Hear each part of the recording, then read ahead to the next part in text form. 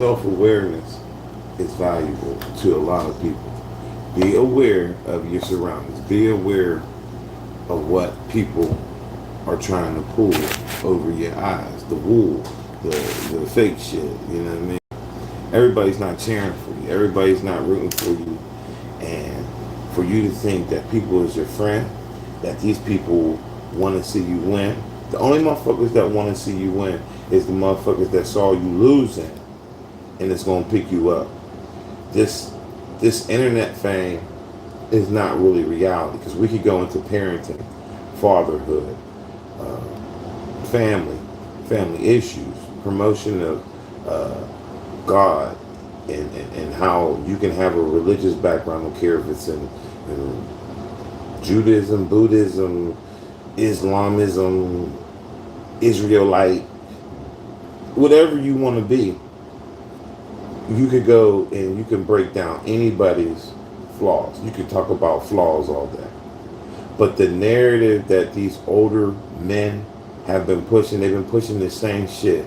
I'm 44. They've been pushing the same shit probably since mankind, okay? Especially in our community. And that flaw is we have to stay consistent in our communities. We have to stay consistent on our jobs. We have to stay consistent with communication.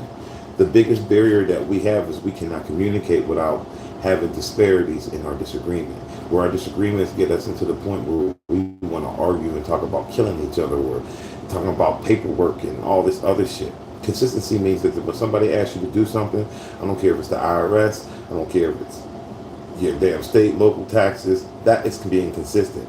When they know that you have integrity in what you do, then people will do business with you and they'll talk to you in the proper manners. If you're behind on something, they will help you and assist you do that. If you don't have those levels of communication skills, it doesn't matter how important you are in the street in front of a little bodega. They just took a little boy's life because you standing there all day long at 45 years old, shooting a gun for 25-year-olds because you try to be reputable in your own neighborhood where your neighborhood don't care nothing about you. As soon as you make the news for 5 minutes, you off the news. They talking about something else. They talking about spend that shit. They doing trends and TikToks. They forget all about you. You know, they forget about their loved ones that passed away and was the main characters in their life that was supporting them when nobody else would. And they had no trust in what they was doing.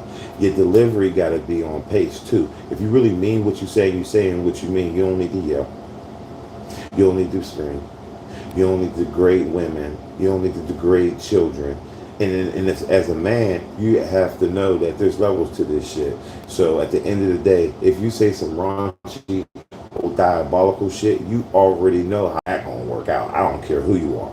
I love the fact that now you have these grown men on the internet all day long. Grown men, more worried about another state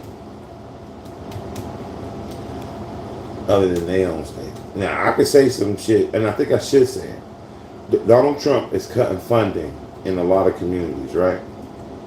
So this is your opportunity to build back your communities also.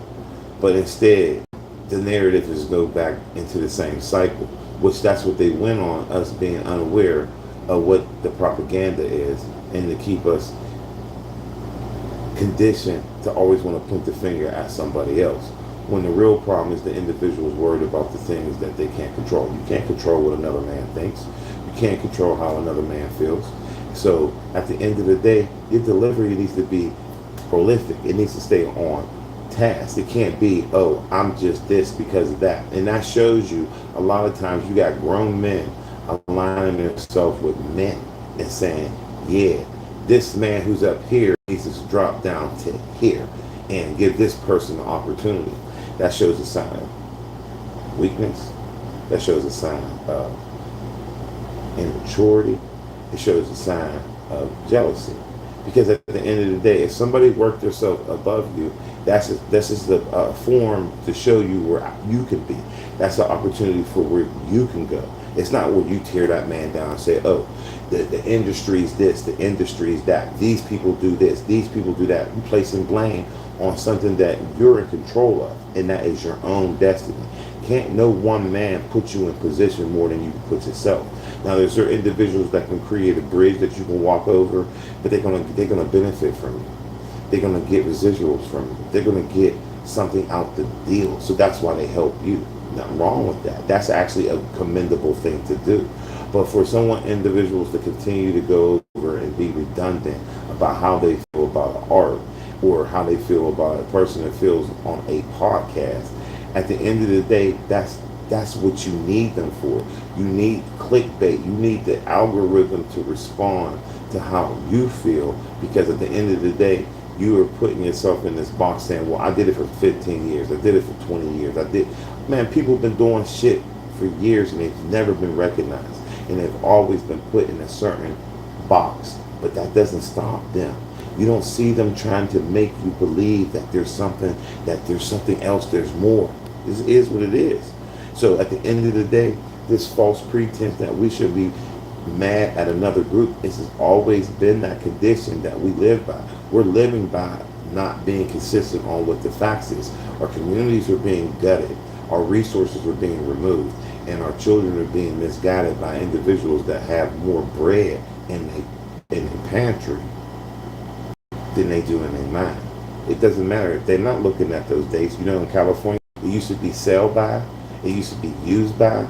Now they just put food out there with no expiration date. So imagine people are going to be eating foods that don't have the right sell by date on it. You're going to get hit with a blanketed number. Oh, it is good to eat. Just keep it this and cook it at this temperature. But then you want to justify your decision making by not being purposeful. What's your purpose? Your purpose is to constantly go through this cycle and be like, I'm real. This is why I'm real. I'm going to constantly keep promoting this cycle of realness. And it's misguiding a whole plethora of groups. It's allowing other groups to be like, oh, that's fatigue. I mean, I get it. If you're in the street, there's a street culture that you have to keep this code. That's fine. But if you ain't got nothing to do with it, that's not your concern. You shouldn't even relish in it. You can have an opinion because everyone's entitled to that.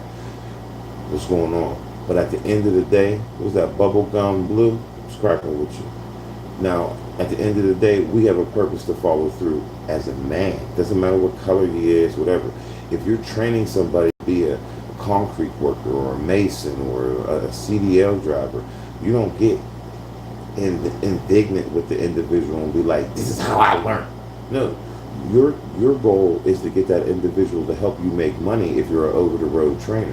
So what you want to do is you want to share your space with them. You want them to feel comfortable. You're not going to tell them that I'm running this truck 24 hours a day and I'm making this amount of money, because they're getting paid by the company.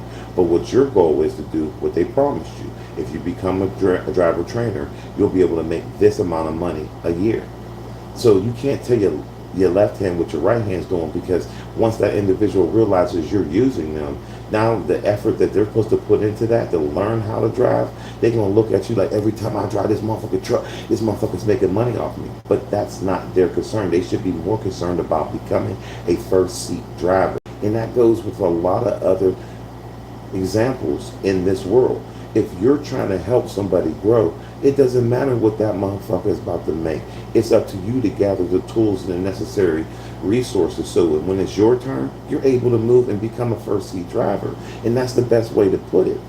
I'm in maintenance. I'm a valet. I started out in this room right here. Now I'm in maintenance. I had to learn how to do electrical work, how to change amps, thermostats, how to do moisture tests, how to change the goddamn air filters, how to remove shit off the roof when I'm up there. I had to go and learn how to go into different offices and memorize these things.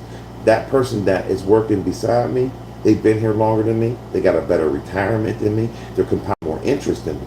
But they don't got shit to do with me. My purpose is to be here and to learn as much as I can. So when they're gone, I'm still getting the interest. I'm still getting all the perks and the benefits. So you have to play your position. You can't get mad at somebody who's already did the work and you saying, oh, Benzino, for example, he used to have a magazine, okay? You don't see the magazine anymore, but he's going to tell Jadakiss or people like that, hey, you got to still represent what you did. You've already established yourself.